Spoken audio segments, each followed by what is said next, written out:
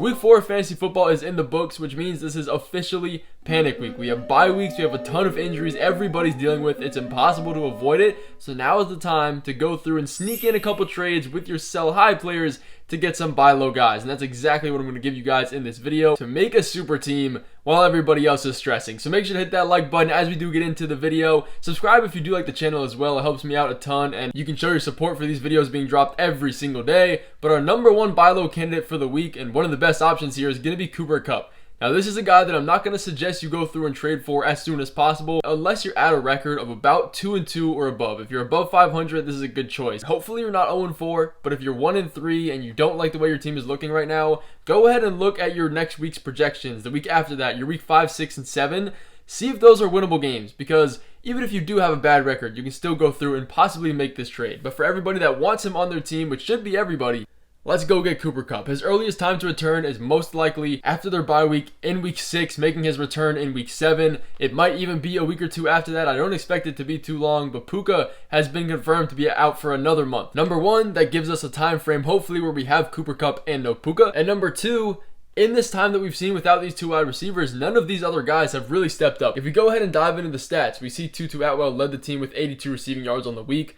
But it really wasn't that easy because we have Jordan Whittington, 97% of the snaps, 31 routes run. He earned himself 8 targets. Then we have Tutu Atwell, 90% of the snaps, 29 routes run, and 6 targets. Finally, Demarcus Robinson, 85% of the routes, 28 routes run, and 3 targets. All of these guys are almost identical. We still have Tyler Johnson in here as well. Nobody has carved out a role for themselves, so it is a complete toss-up in this offense until a guy like Kupp or Puka comes back. And once he does, you're looking at the upside potential of a 2021 Kupp. He had 21 targets in week 1, the only healthy game that he played. Again, there's so many injuries this year. I guarantee you the person that does have Kupp on their team does not have a winning record, and you can sneak in and make that trade value for them because they're probably tired of having him sitting on their bench with no fantasy points. And a guy that really is unfortunate to add on this sell high list is Rhamondre Stevenson. And this might not even be a sell high. It's honestly a sell low at this point because we look at his past few weeks. He had 21.6 fantasy points in week 1, then 17 fantasy points in week 2. He was the RB9 through the first 2 weeks of the season. Then he completely flipped that around. In weeks 2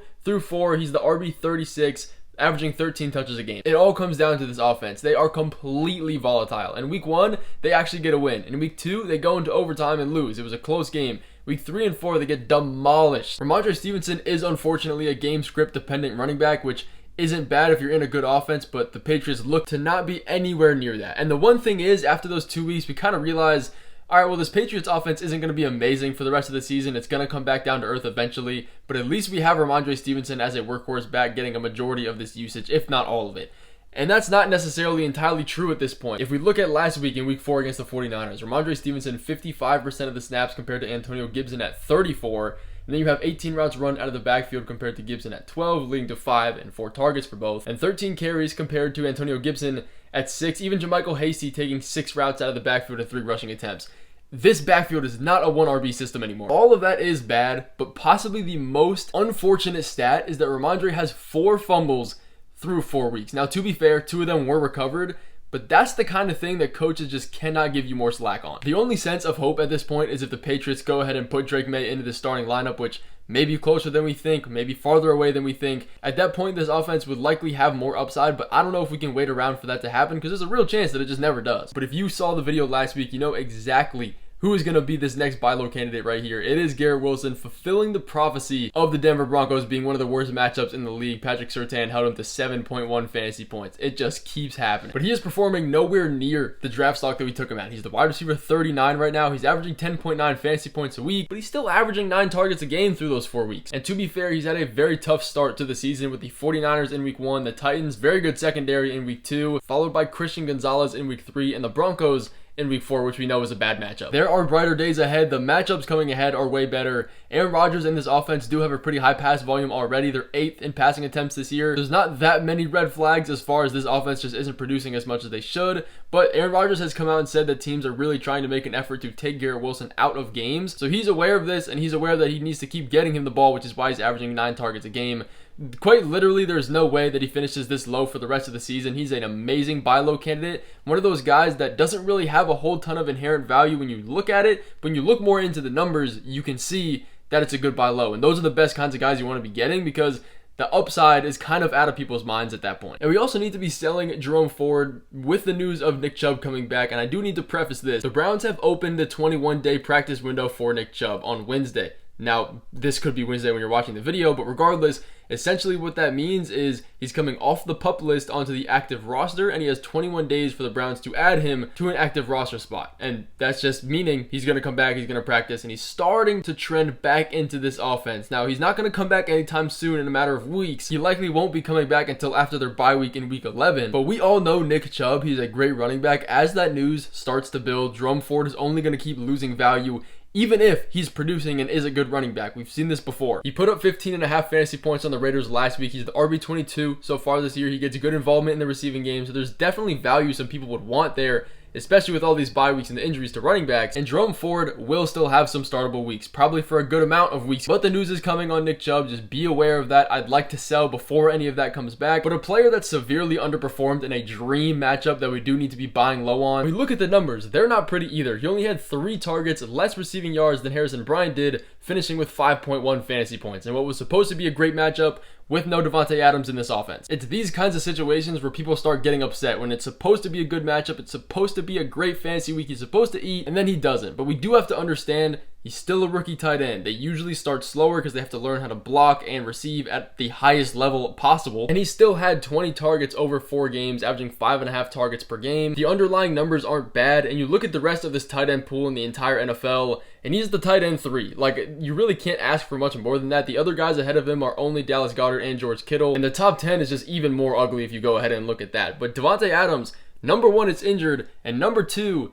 is now expecting trades. He does not want to be on that team anymore, and he is open into the trade market. There's a very real chance that he goes to another team, possibly even the Chiefs, after all those injuries that they've seen. And if you want him on your team, we're assuming that you have a bad tight end already, so package him with another one of these players that aren't too good to get Brock Bowers. I will be giving you a list of players that are sellable and great 2-for-1 pieces to add on to that top guy to get a better upgrade later in the video, so make sure to stick around for that. But one person I cannot believe we were actually selling low at this point is Patrick Mahomes. To state the obvious here, we don't have Rashid Rice anymore, to nobody's fault but his own. We don't have Hollywood Brown. We have Isaiah Pacheco out for another 6 weeks. And now he has to fully rely on Travis Kelce and Xavier Worthy. Pretty much nobody else. I mean, if you want to count Justin Watson and Juju, you can, but just because Travis Kelce has performed in the past and Xavier Worthy doesn't look bad, it doesn't mean it's necessarily going to translate to fantasy points for Patrick Mahomes. I mean, if you look at his stats so far, he doesn't have one game over 300 passing yards. He's been averaging 15 fantasy points a game through the 4 weeks that we've played, and he is the QB 15. That's not great. On top of the fact that he doesn't necessarily run the ball a whole lot, if you look at his stats, it's not anything you can bank on and expect to get you a little bit higher of a floor. The Chiefs have a great defense as well, so you can expect them to just play good defense, don't turn the ball over, and win games. So they're not going to be generating a whole bunch more offense because the defense is stopping teams. And the pass volume has increased because we don't have Isaiah Pacheco, but now we don't have receivers as well. With all that being said, the name value of Patrick Mahomes alone is 100% going to be able to get you a top quarterback. Maybe if you package him with like a defense that you don't need that has a good week coming up, but none for the rest of the year. He's still going to have those big weeks every once in a while. I'm not saying that, but the floor for Patrick Mahomes is definitely a lot lower. If you want to bank on the fact that they're going to go out and sign a free agent wide receiver or trade for a Davante Adams and you can keep him on your team, but I don't want to just hold him on my team to take that risk. I would take Jaden Daniels over him. I'd take Jalen Hurts over him, but I would be looking even harder to find those trades if you have a losing record, because Patrick Mahomes does have his bye week in week 6. You probably want to buy yourself a little bit more time. And on the other side of that, Kyler Murray is another great buy low candidate. Despite being the QB 10 on the year, he's only had one game over 16 fantasy points, and that was one time against a really bad Rams defense. He's coming off 2 back-to-back games of 15 and 10. That really is surprising. Again, when a player disappoints in what's supposed to be a really, really good matchup, the buy low opportunity is better because he got a matchup against the Commanders who have the worst defense to wide receivers.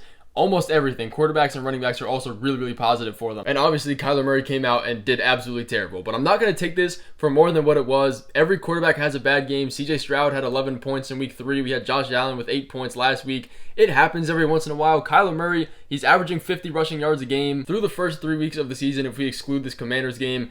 that kind of stuff is just going to happen every once in a while. But they had no Trey McBride. He was a big target getter for them, averaging 7 targets a game. He's a pretty big part of this offense. And the best part about this, the Cardinals defense is still very, very bad, which means they're going to have to pass a lot and generate a lot of offense to keep up with other teams if their defense is allowing a whole ton of points. So him, Trey McBride is even a good buy low candidate at this point. Marvin Harrison didn't have an amazing game last week. And 2 other very quick buy low candidates I want to give you is Deebo Samuel, coming off a 10-point fantasy game in his first game back from injury. He only played 76% of the snaps. He had 5 targets. It definitely wasn't his best game by any means. He had 9 targets and 10 targets in his first 2 weeks and 5 rushing attempts a game averaged in those 2. When we don't have Christian McCaffrey in this offense, we see Deebo Samuel gets a big boost in usage. I don't expect that to really change, especially now that we have Christian McCaffrey dealing with tendonitis in both of his legs. Not expected to return till November, and I honestly think it could be longer than that. And Breece Hall is another guy everybody is scared of, especially with the recent success and involvement of Braylon Allen, and it does make a lot of sense. Unfortunately, he's not going to go anywhere for the rest of the season. He's proven to be very, very efficient, but the snap shares are still relatively in check, and that's not necessarily going to change a whole ton. 70% of the snaps for Breece, 30% for Braylon Allen, 27 routes run out of the backfield compared to 13. This was just a terrible matchup all the way around. He doesn't get a great matchup against the Vikings this week either, but a lot of people are a bit too worried than what they should be. But as promised, I'm going to give you guys a list of players that aren't very valuable but had a pretty good week this week, so you can add and do a 2-for-1 trade to get that 1 to upgrade your player at pretty much no cost. Jordan Whittington, number 1. He came off a game where he had 12.2 fantasy points. He still is going to be a number 1 wide receiver in this offense without Kupp and without Puka. It's very hit or miss for them though. I don't trust him in my lineup every week, but you definitely can package him with somebody else like a Jerome Ford to get a higher player, because he does have some upside with those guys not coming back and being a rookie and seeing a good amount of target share. Juwan Jennings is another one of those guys, obviously coming off the huge week in week 3. 12 points last week wasn't necessarily terrible, but as we have Deebo coming back, Ayuk obviously is going to get better at some point. We also have Ricky Pearsall coming off the IR soon, and I would add Jeremy McNichols to this list as well, but I don't expect anybody to actually be more excited that he's in a trade unless you're in something more than a 16-team league. He was the backup for Brian Robinson. He saw 2 touchdowns, 20 fantasy points. Austin Eckler is going to come back into this offense, and he'll probably be nothing again. But that is going to finish off this video. Thank you guys so much for watching, and I will see you in the next one coming tomorrow.